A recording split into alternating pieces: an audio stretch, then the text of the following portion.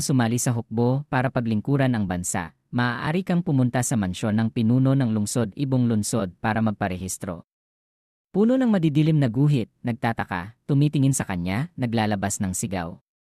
Kinagat ni Kiel ang kanyang mga ngipin, ang kanyang mga mata ay umaagos na parang ulan, iniisip, mayroon bang anumang mali sa senaryong ito? Tinulungan ng tao si Quan Nenji, tinitignan ang kanyang mukha, sumisigaw, Ama. Nakatayo si Kiel sa likuran, umaalis, tinitingnan ang mga taong umaalis. Agad niyang kinuyog ang lalaki, sinasaktan ang lalaki. Bumaling ang kanyang ulo, tinitingnan ang anak niyang bumabagsak, sumisigaw, tumahimik ka. Sa normal, masyado kitang iniintindi. Dalhin mo siya sa akin. Gulat din na tinitingnan ng kasambahay si Quan Nenji na bumabagsak. Umakyat si Quan Balong sa likod ng kabayo, humihigpit ang mga renda. Nakaupo sa likod ng kabayo, bumaling ang kanyang ulo, sinasabing, Kiel Munti, kung tapos ka nang mag-isip, maaari kang magparehistro sa mansyon ng pinuno ng lungsod. Nang marinig iyon ni Kiel, nakatayo sa hangin, magulo. Agad niyang itinayo ang ulo, isang lalaking nakapula, sinasabing, bagamat ang pinuno ng lungsod Xianzi Li ay walang kwentang Ginoo, ang punong pinuno ay isang taong may dahilan. Masyadong mapagparaya ang ating pinuno ng lungsod.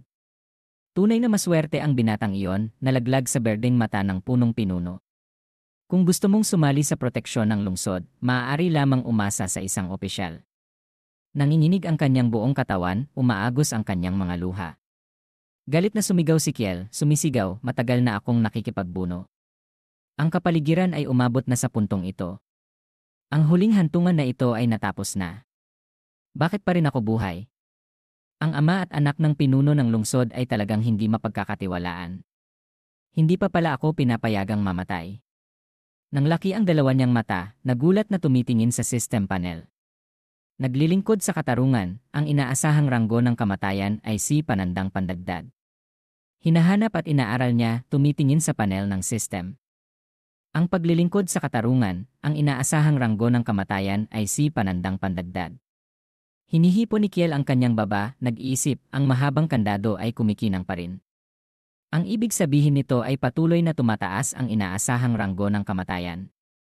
Ang pagtatasa ng kamatayan ko ay hindi nawala dahil sa pag-alis ng pinuno ng lungsod. Posible ba na nasa isip ni Kiel ay isang ideya? Kung ngayon ay mamamatay ako, maaari pa rin akong makakuha ng mataas na pagtatasa ng kamatayan na katulad noon. Ngunit bakit kaya? Ang nakaraan ko at kasalukuyan ay hindi magkatulad. Sa tahimik na espasyo, umaalinggaw ang palakpakan. Tinitingnan niya ang kanan. Ang mga tao ay pumapalakpak. Tinitingnan mula sa kaliwa patungo kay Quan Balong at NCVNG na pinagsasama ang kanilang mga kamay, tumitingin sa kanya, at mayroon ding mga pumapalakpak. Sa kanyang isip, sumilay ang isang sinag ng liwanag, nag-iisip, naintindihan ko na.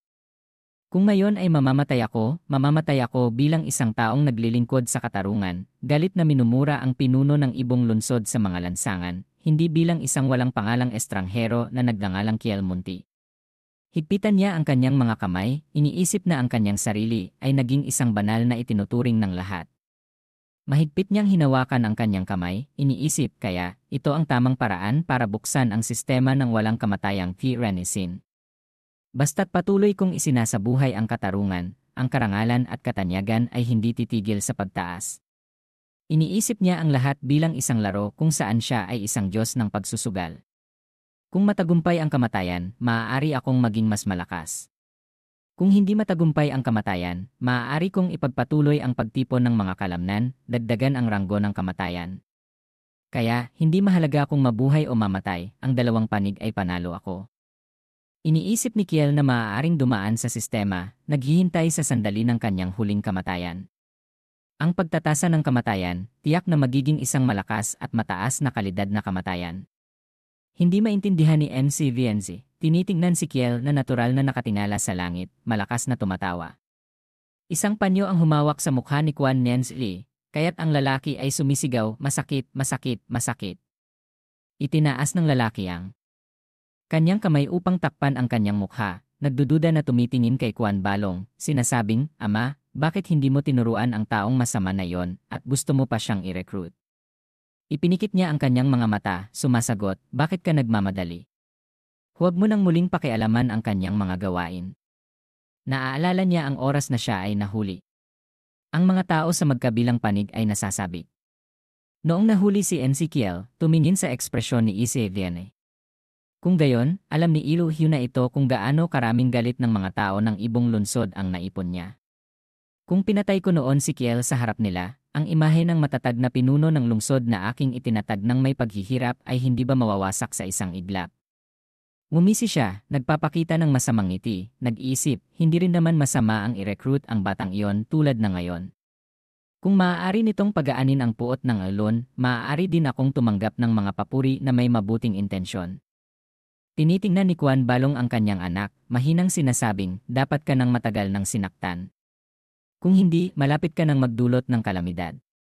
Sa buwang ito, pagbabawalan kitang lumabas sa mansyon.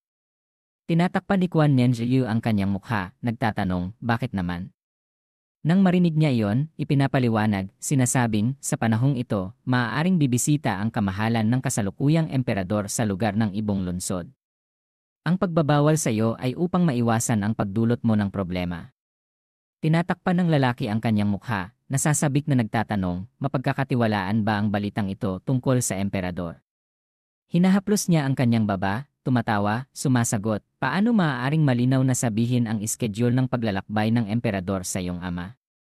Walang nakakaalam kung hahantong ito sa pagpatay. Sa kabilang panig, nakaupo sa upuan, nag-aalala, nagtatanong, ngunit si Kiel Munti, tatanggapin kaya niya ang pagsali sa hukbong ibong lungsod? Tahimik siyang sumasagot, hindi mahalaga kung tatanggapin niya ang pagsali sa hukbong ibong lungsod o hindi. Mayroon akong paraan para harapin siya. Tumatawid ng mga paa si Juan Balong sa hita, mahinang nagsasabing, kung talaga nga namang sasali siya, magiging mas madali na lang siyang harapin.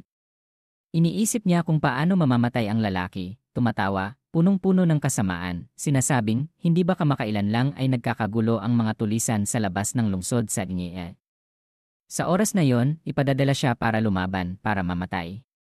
Nakatayo si Kiel sa tabi ni Tuit Lee na nakaupo sa bubong, tumitingin sa malayo. Mahina niyang kinaway ang kanyang buhok. Sinungaling ang higit sa kalahati, sumasagot si Kiel. Kaya ang mansyon ng punong lungsod na ito ay siguradong pupuntahan ko. Nalalaman niyang walang kwenta ang payo niya kaya bumuntong hininga, pagkatapos ay mula sa kwelyo niya, kinuha ang isang maliit na libro, sinasabing, pinipilit mo ang bagay na ito. Kaya, narito, mayroon pa akong isang pamamaraan na maaaring ipasa sa iyo. Agad-agad na nagmingning ang dalawa niyang mata, tumitingin sa kanya. Sa kanyang dalawang kamay, kinuha ang libro, inilalapit sa ilong at umaamoy, patuloy na sinasabi, tiyahin. Sa wakas, patuloy na sinasabi, ito ang lihim na pamamaraan ng martial arts na tinatago ng ating pamilyang Kiel. Maaaring saktan ang mga ugat upang bayaran ang potensyal ng katawan ng tao. Maaaring agad na sumabog, na agad na nagdaragdag ng panloob na puwersa, kahit man lang ay 2 beses pa. Tinitignan niya ang librong nasa kanyang kamay, mahinang nagsasabi, Thin Magigiyei. Inilapit ni Kiel ang kanyang mukha, isinisiwalat ang libro, kumikinang ang mga mata, nag-isip, mayroon palang magandang gamit na ganito. Initaas niya ang kanyang kamay, kinakaway ang kanyang buhok, sinasabing, syempre, kailangan mo munang linangin ang panloob na puwersa bago mo magamit ang paraan upang maghanap ng paraan para mabuhay. Sinabihan ni Tuithi ng mahina si Kiel, mag-ingat ka sa iyong mga aksyon. Katulad ka ng mga sinaunang bayani. Ang ganitong uri ng pag-iisip ay angkop sa martial arts, kaya malamang natataas ng mas mabilis ang martial arts kaysa sa ordinaryong tao. Sa tabi niya, puno ng kaligayahan, mabilis na nangungulekta ng impormasyon sa sistema. Tahimik siya saglit, pagkatapos ay nagpatuloy, sinasabing, ibinibigay ko sa iyo ang Thin Magigiyei, hindi dahil gusto kong magtungo sa linya, pero umaasa akong magkakaroon ka ng pagkakataong magpatuloy sa pamumuhay. Tinitignan niya siya, tumatawa, sumasagot, naiintindihan ko. Pagkatapos noon, kinuha niya ang libro, ngumingiti, pinapakita ang kanyang mga ngipin. Sa tabi ni Tuit Lee, bumubuntong hininga na napakalakas. Ang mga kampo ng hukbo ng hukbong ibong lungsod ay binubuo ng maraming tolda na itinayo ng malapitan sa isang bukas na lupain. Si Kiel, na may hawak na mahabang sibat, ay malakas. Itinaas niya ang mahabang sibat, iwinawasiwa sa gilid, na puno ng lakas. Hinahawakan ni Kiel ang mahabang Sibat, hinahaplos, tumatawa, nag-isip, mula noon, madali nang maipadala ang swerte ng kawal. Sana dalhin nito ang swerte sa akin. Ang mga sundalo sa likuran ay tumitingin sa kanya, nagtatalo ng malakas. Si Kiel Munti pala yan. Tila ordinaryo lang ang kanyang kalidad. Isa lamang siyang labis na nagsasanay, bakit siya magiging pinuno? Dahil lang ba sa koneksyon niya? Dahil sa koneksyon. Dahil masyadong matigas ang ulo. Si Kapitan Gongzi, malaking loob siyang pinuri, may eksepsyon na pumunta. Nilait ng isang sundalo, sinasabing maghintay ka na lang. Malapit nang magsimula ang digmaan. Batay sa tunay na kakayahan, hindi siya makakatagal ng ilang araw. Nakaupo si Kiel para mag-ehersisyo at maglinang. Sa kanyang ulo ay mayroong panel ng impormasyon, kasanayan sa pagpapalakas ng bagyo, kasanayan sa paggamit ng sibat ng hukbo, ang pamamaraan ng kalangitan ay nagbubunga. Nagalak siya, nag-iisip, nakakuha ulit ng mga kasanayan. Hindi ko alam kung kailan ako mamamatay para mag-level up. Bigla, nagulat siya, binubuksan ang kanyang mga mata, tumitingin sa pinanggalingan ng sigaw. Si Lolo Huang ay puno ng nakangiting mukha, sinisikap na maging maganda, sinasabing, narinig kong gusto mong bumili ng ilang martial arts na pamamaraan at aklat. Nang marinig yon, nagalak si Kiel, sumasagot, tama. Itinama ni Lolo Huang ang kanyang mukha, sinasabing, Kapitan, ako si Ile. Ang isang sundalo na nagpapakita ng kanyang mga puting ngipin, sinasabing, ang isang bibig na may ginintuang ngipin, ano nang pinagsasabi mo na puti? Isang sundalong nakasunod sa likuran, tumatawa, nagpapatotoo, lagi na lang siyang tinatawag na Lolo Huang. Ang mukha ni Lo ay puno ng galit, minumura, lumayo na kayo. Tinatamad akong magsalita ng walang kabuluhan sa inyo. Lumapit si Lolo Huang kay Kiel, sinasabing, Kapitan, meron akong kasanayan sa tibay. Kailangan mo ba? Sumilay ang mga mata ni Kiel, nagtatanong, tibay. Sa kanyang puso, nag-iisip, hindi ko pa nalilinang ang panloob na puwersa ngayon. Kung mayroon akong panlabas na pagsasanay sa tibay para protektahan ang katawan ko, hindi naman masama. Ang lalaki na may mukha ng kalbo at kulot ay nakangising tumitingin sa kanya, sinasabing, Kapitan, una sa lahat, hindi mo ba dapat tanungin kung ano ang kasanayan sa tibay na sinasabi ni Lolo Huang, at pagkatapos ay magsalita? Agad na tumingin si Kiel, nagtatanong, ano yon?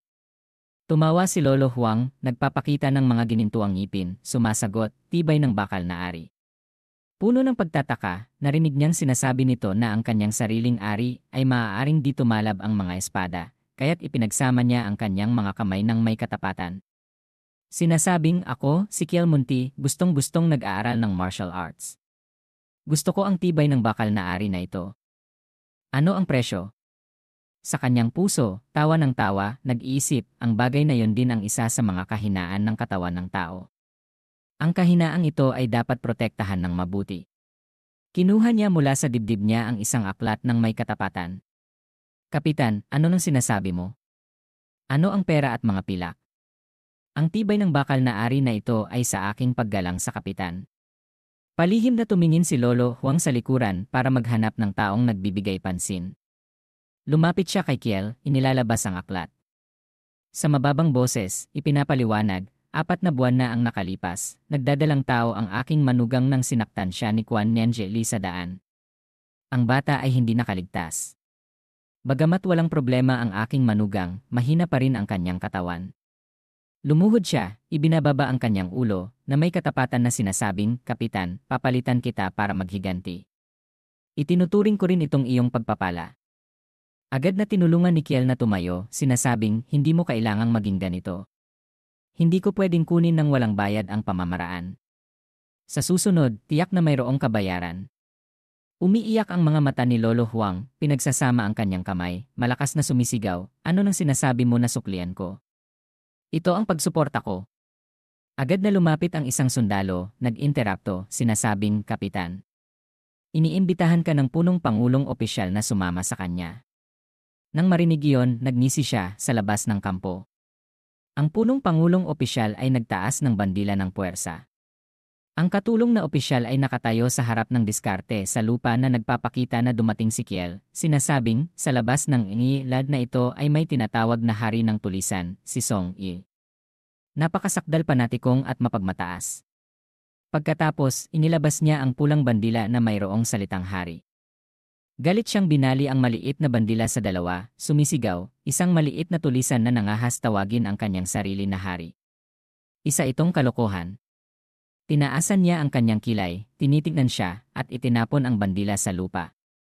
Dahan-dahang isinalaysay ng katulong, sinasabing, bukod pa rito, ginagawa ni Song E ang lahat, mula sa pagnanakaw hanggang sa pagtakas, at pag-agaw sa iba't ibang bagay.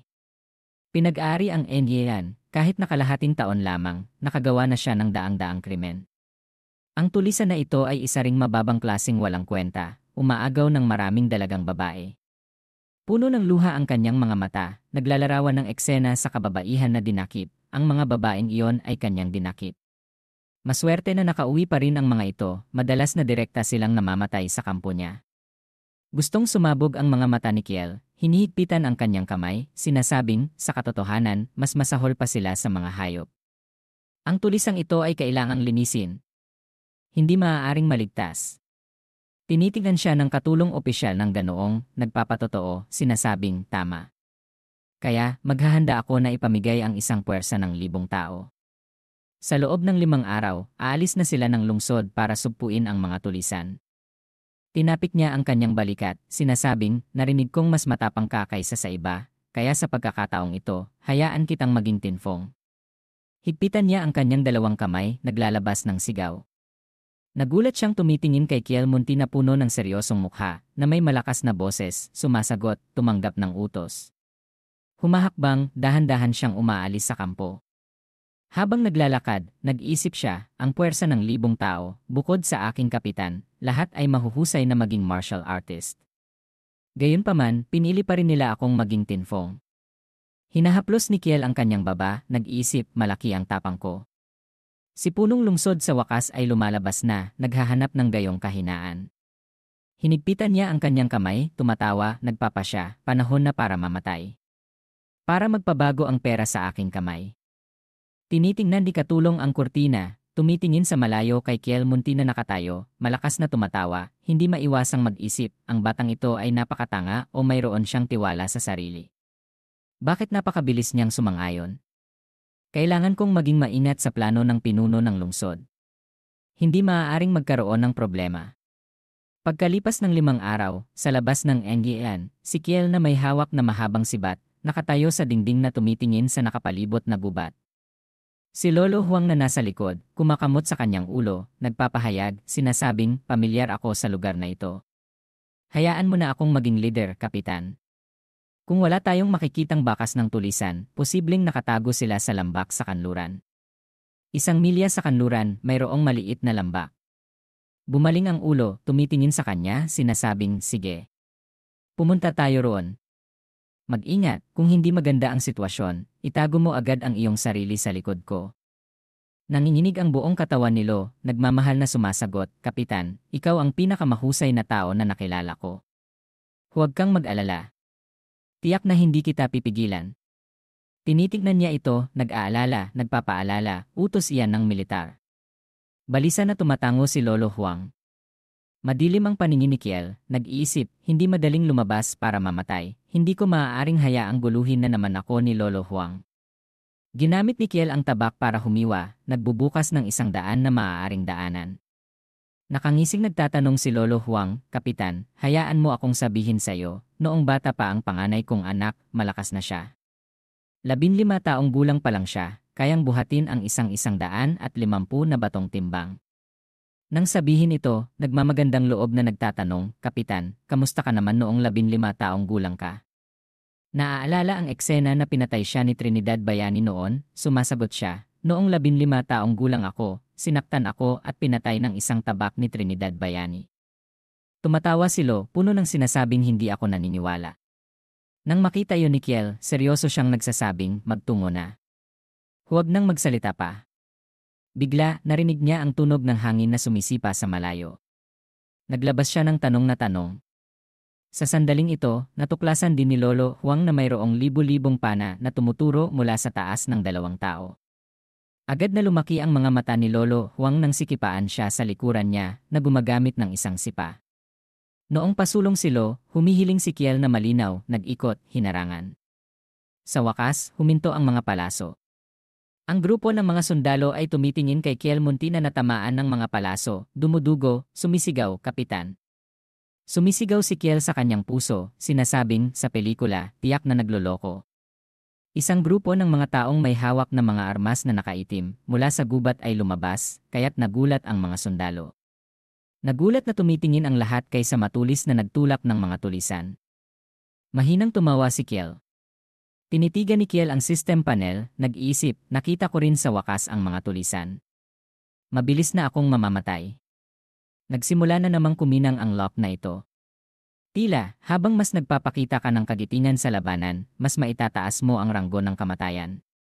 Walang makakapigil sa akin na mamatay ngayon. Itinaas niya ang habang buhay at pinangunahan ang pagsugod, sumisigaw, sumama kayo sa akin. Wawasakin ko kayo. Ang mga sundalo at mga tulisan ay sumugod para maglaban. Umaalinggaw ang ingay ng mga armas na nagbabanggaan. Isang tulisan ang nagtaas ng kanyang tabak at tinangka siyang hiwain. Itinaas ng sundalo ang kanyang kamay para sumangga. Agad na dumugo. Sa takot, ang sundalo ay lumuhod. Sa harap niya, 2 tulisan ang binitay sa pamamagitan ng paglagos sa kanila ng sibat. Tinapakan niya ang 2 tulisan, pagkatapos ay hinugot ang sibat sa kanilang dibdib. Bumagsak sila sa lupa. Hindi natatakot si Kiel, isinusugod ang habang buhay, winawasak ang tabak ng tulisan sa harap niya. Sa likuran niya, bumagsak ang bangkay ng 2 pa. Nagulat ang grupo ng mga sundalo na tinitingnan siyang wasakin ang grupo. Napakalakas niya. Itinaas ni Kiel ang habang buhay, ipinapakita ang kanyang braso na dumudugo pa rin dahil natamaan siya ng sibat. Sa pagkadismaya, tumalikod siya, hinugot ang araw sa kanyang kamay at sinabing, magdala ng gamot para sa sugat at pigilan ang pagdugo para sa akin. Agad na sumugod si Lohong sa kanya, sinasabing, Kapitan, para sa akin, hinarangan mo ang 3 yan. Hindi ko talaga kayang bayaran. Nang makita yun ni Kiel, natakot siya, ang kanyang mukha ay berde at lila, sinasabing, huwag, huwag, huwag. Umupo siya sa ilalim ng isang puno na nagpapagapos sa kalbong tao. Ang mga tulisan na iyon ay hindi gaanong kagalingan, nag-iisip sa pagkadismaya. Sa una, gusto kong ibigay ang kanyang ulo, pero may kinalaman sa kahinaan ng kalaban. Susubukan ko ulit sa susunod. Sinubukan nila Kitao na kumuha ng impormasyon na siya na lang mismo gumawa na galing sa puso ng mga kaibigan at sa kanyang kapitan, sinasabing, kung paano dapat si KNC magbayad sa Lauhong, pwede bang iligtas na lang ang kanyang buhay. Agad na nagulat si Lao nang marinig iyon. Agad siyang nagdadasal ng dasal, sinasabing, ang mga lihim sa isip ay hindi dinala kasama ng tao na bumalik na mula sa syudad para magbigay ng magandang pangalan sa mga sandatahang lakas sa mundo. Tumingin siya at tumawa sa katanungan ng hindi alam kung paano si Lao, nagaling naman dito at nakatulong para makuha iyon. Peke, si Lao Huang kaya lang kukuha ng galing sa kanila ng lahat ng impormasyon para kunin yung sa pinuno. Nagpakita siya ng pagbabago sa isip ng sandata, sa mga oras kailangan maglinis. Si Ki ay nakataas na mata sa kung saang lugar para matunton ang mga kaalaman ni Lao sa buong haba sa mundo. Kinakabahan ngayon si Lao dahil sa pagkakuha nito ng pangako. Sabi ni Kian hindi kailangan, hihintayin ko si Lao para wasakin na kasing galing. Si Kit para nagpahinga sa itaas ng isa. Humarap kay Lao Huang para gumawa. Hindi, nagtanong na lang ako doon para matunton si Lao Huang. Si Kit ay maging matibay para makasal ang kanilang hukbong na nasa ilalim. Laging ganito dahil mayroon siya sa ibabaw. Kung ikaw mismo ang nag-utos dito, hihintayin na lamang ang sarili si Kian nang maglunsad. Isang hindi nakangiting tunog para kay Kian na patatahimikin ito kung paano gaganapin sa itaas. Nakatuon nang naghihinagpis dito ang ganoon. Si Kay sa tuktok ng isa. Araw-araw, kailangan kong ipakita dito kung sino ang magsasabi ng hindi at saka magagawang patayin. Sa pagtingin na ito, lalapit sa kanya. Tapat. Sa tuktok. Kahit ang isang katapusan sa kung ano ang makakapagpatulo. Nang paghingi sa kahangalan sa mga paraan sa pagtataas. Nandun na ang dugo. Kailangan maging malaya ng walang anumang tulong. Saan ako kayang tapakan para maging katapusan? Ang katapusan ay matatagpuan sa kahulugan. Sa pagkahilig ng pagbibigay pansin na yon sa paraang kung paano ituturo ko yon. Hindi sa paano nangyayari ang kahangahangang galing na maipapakita sa kanilang katapusan. Kinakailangan sa katotohanan. Nandoon na ako para maging. Ano kaya itong nagawa dahil nakamtan, sige, sa wakas nagpakita na ng ganoon dahil sa mga kasanayan ng tagaligtas. Sinusulit para sa akin kung saan pwede ang kahangaan, kung sino ang nakukuha ng lahat. Sa paraan. Wala akong gustong gawin sa sarili ko, hindi sa mga pusa, pero makikita na. Ngayong magagawa ko ng mahinto. Nandun na. Sa pagpapakita nito na sa kailangan mo pang mangarap kung sino. Alam nang nandoon yun para maging. Nang malaman kung ano ang paraan niya kung paano na maipapakita. Kailangan niya pang tanungin ang tungkol kay Lau. Kung saan ano yun? Sa pakiusap niya malala. Nakikita ang kaibahan. Ang nakalipas ng itinakda ang pagtawa. Mayroon kaya? Yun pala. Kailangan kaibigan ko. Makikita mo na. Saan siya nagkakamali? Sa pagpapakita kung magkano ang galing. Wala nang kailangan pa. Kung anong kailangan mangyaring ipakita. Nang paano kayo magtatrabaho ngayon kay? Maabot niya na. Ang ibig sabihin magagawa. Sinusulat. Nakikipagbuno sa. Sa katapusan ng pinupukaw kay Kiel. Doon sa malaki. Mayroon na lang magagawa kayong ganun na lang. Pagpapatiwakal na para bang ang sariling ganit. Sa pagsabi na ipapasok yung iba. Kailangan kumanal dito. Bakit ang paano na hindi ba magagawa kung magagawa na? Tapos, sa itinatatad. Nakakatakot kay. Kanyang. May. Kung. Sa katapusan. Anumang. Tinuturuan. Tinutupad. Sila. Pero hindi ito yung. Kayangan. Lagi pa.